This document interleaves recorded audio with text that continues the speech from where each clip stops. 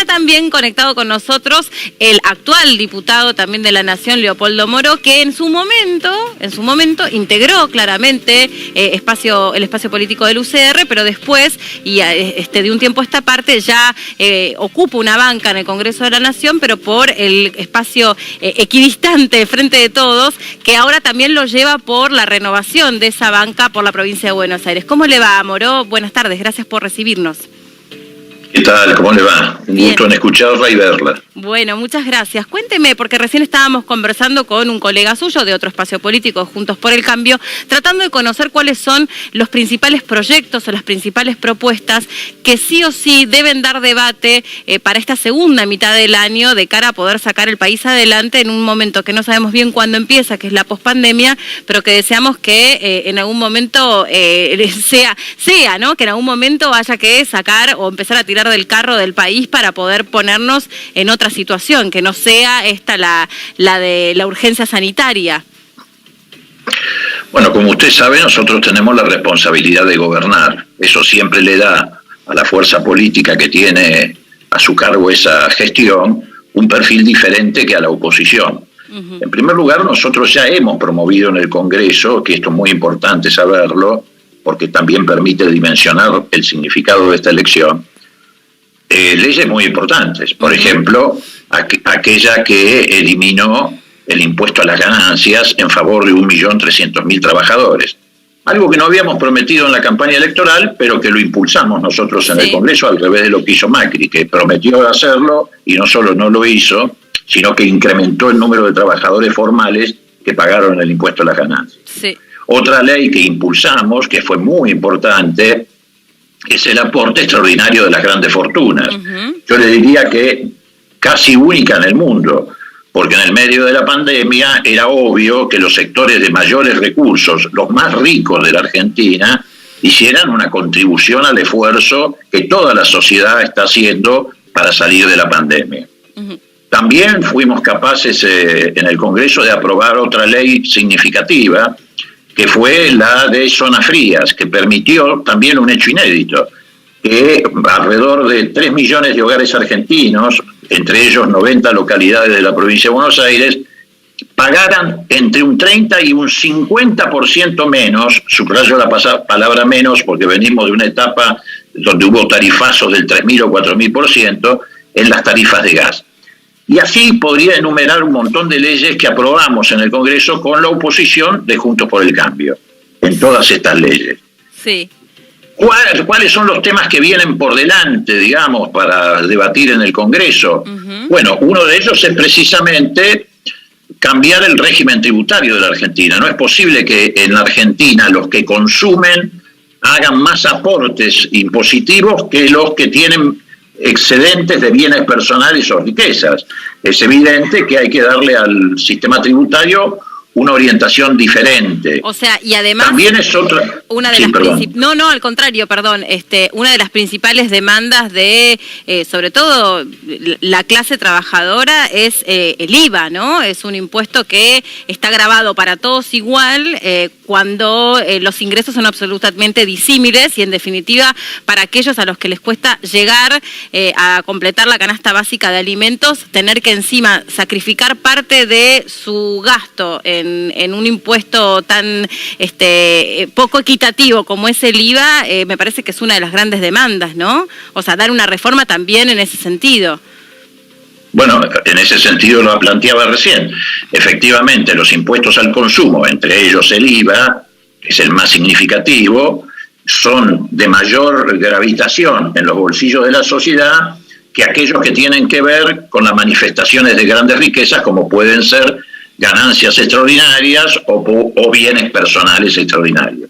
Entonces, ese es un tema a debatir. Otro tema a debatir en la Argentina es abordar la reforma del sistema financiero. Tenemos todavía, a pesar de haber superado ya 40 años de democracia, tenemos la ley de Martínez de Hoz que regula el sistema financiero y que evidentemente tiene que ser modificada. También tenemos y en ese sentido, lo interrumpo, discúlpeme, pero para que me vayan quedando claros algunos conceptos. ¿También ustedes contemplan en algún momento una reforma monetaria? ¿O no? No, reforma monetaria no, de ninguna manera.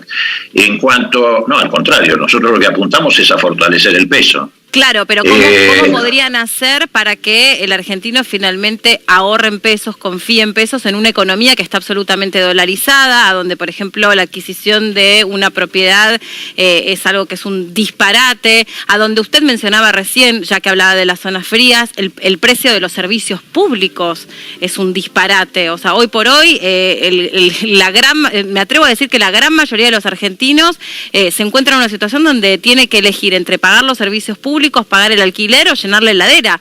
Ya son muy pocos los hogares los que pueden cubrir con todo esto. No, a ver, eso era válido en la época del macrismo. Hoy las tarifas no están dolarizadas en Argentina.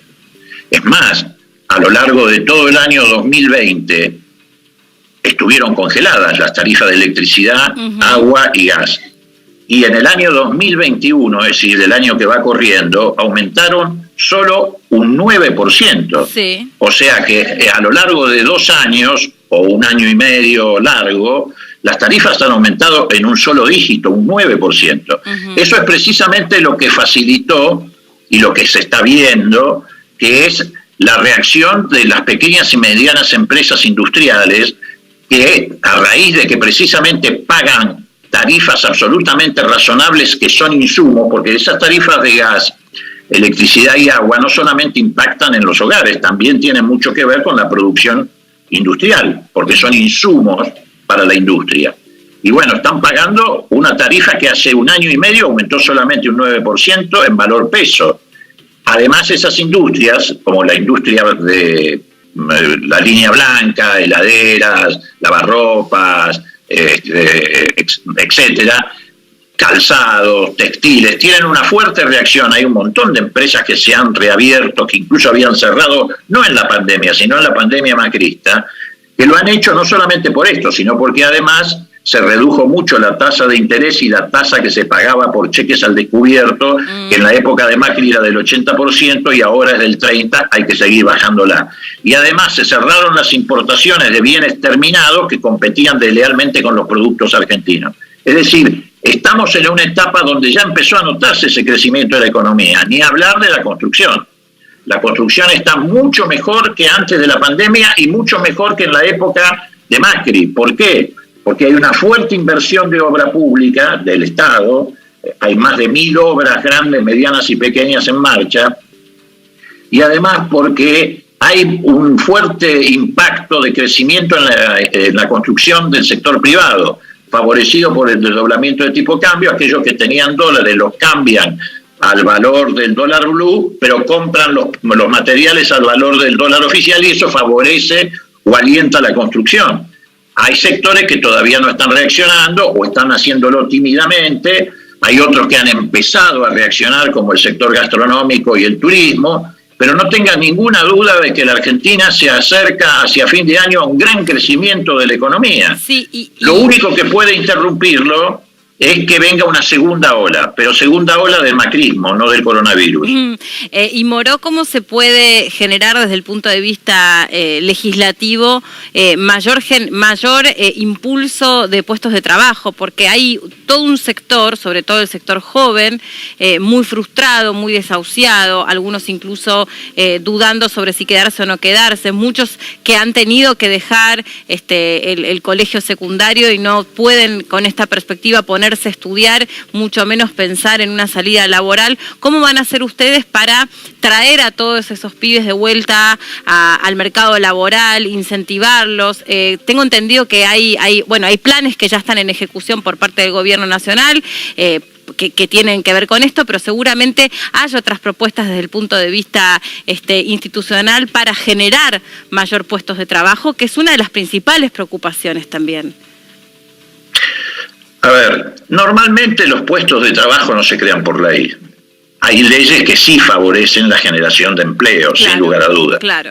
Pero lo que más favorece la generación de empleo son las políticas que los gobiernos en cada caso o en cada coyuntura aplican o llevan adelante.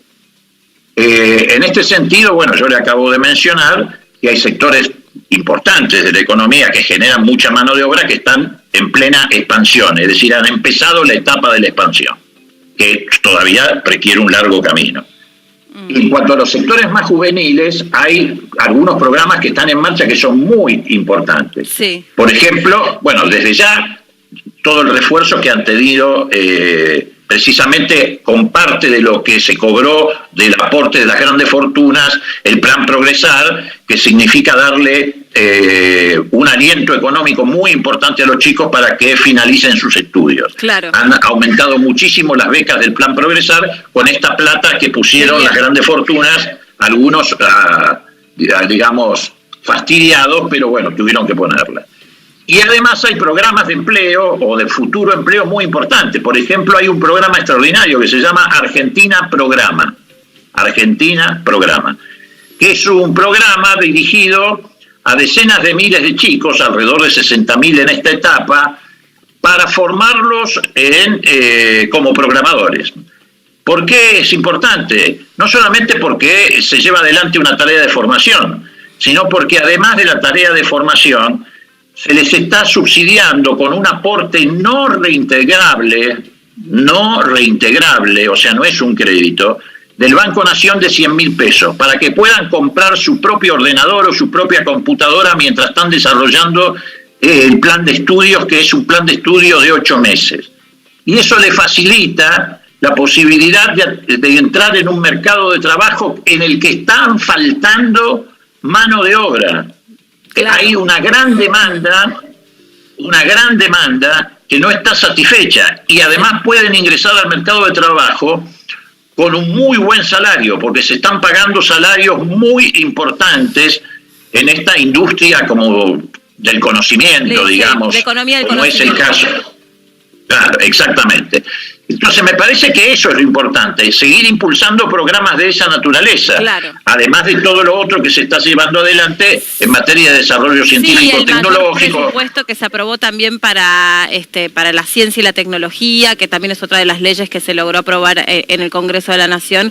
Obviamente, como usted bien decía, no hay una ley que genere un puesto de trabajo, pero sí hay un contexto de políticas combinadas entre políticas ejecutadas y además facilitadas que se pueden dar a las empresas y también a los formadores, ¿no?, de profesionales para que se impulse en algún sentido el despegue finalmente de la Argentina. Le queremos agradecer mucho este contacto con nosotros, diputado y precandidato. Muchas gracias.